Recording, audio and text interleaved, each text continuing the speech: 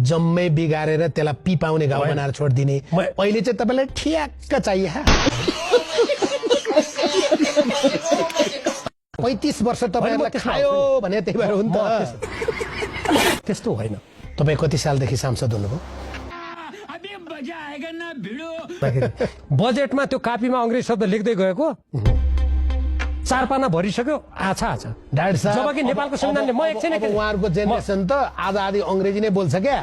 उहाँहरूको जेनेरेसन त तपाईँ र म जस्तो बोल्दैन नि। म अंग्रेजी बोल्न जान्ने हो र। हैन, उ भीमब्रो आयो भन्ने जेनेरेसन हो क्या त्यो। हो त्यो के हो? तपाईको पार्टीको कार्यक्रम गरेर जिन्दाबाद गर्थे नि त।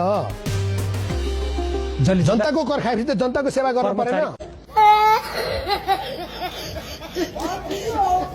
नोटमा राखेको उता अमेरिकाले दिएको डलर भत्ता खाएर कति पटक अमेरिका घुम्न जानुभयो? यो मूर्खतापूर्ण उनीहरूको तर्क हो। अहिले आएर अमेरिकाले त्यो गुम्बामा चाहिँ सहयोग गरेको छ भन्ने नाममा विरोध गर्नु चाहिँ त्यो होइन। आफ्नै आङ कनाएर छारो उडाउनु। त्यो होइन, त्यो चाहिँ एकदम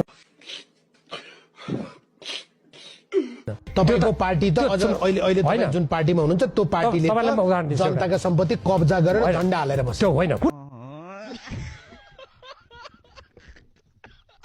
तर तपाईँकै नेताहरूले खाए, त्यही त मैले अहिले तपाईँसँगै छन्। त्यही त मैले कति गलत भयो त्यो भनेको त तिनीहरूसँग गलतहरूसँग बस्ने पनि गलत हुन्छ भने गजब बेइज्जती है। कमी कमजोरी भयो भन्दैन, राष्ट्र छोडेर गएन नि। देश छोड्नुहोस् भने हो र। पार्टी भनेको कसैको कम्पनी होइन नि, व्यक्तिगत हो र कम्पनी। पार्टी भनेको हुँदा हुँदा यत्रो आलोचना गर्नुहुन्छ। अहिले त ओलीसँगै घाँटी मिलाउनका लागि तपाईँहरू चाहिँ उतर्सिएर बस्नु भएको छ। कहिलेकाहीँ 80 वर्षको मान्छे पनि यङ हुन्छ भने उमेरले मान्छे बुढो हुँदैन क्या।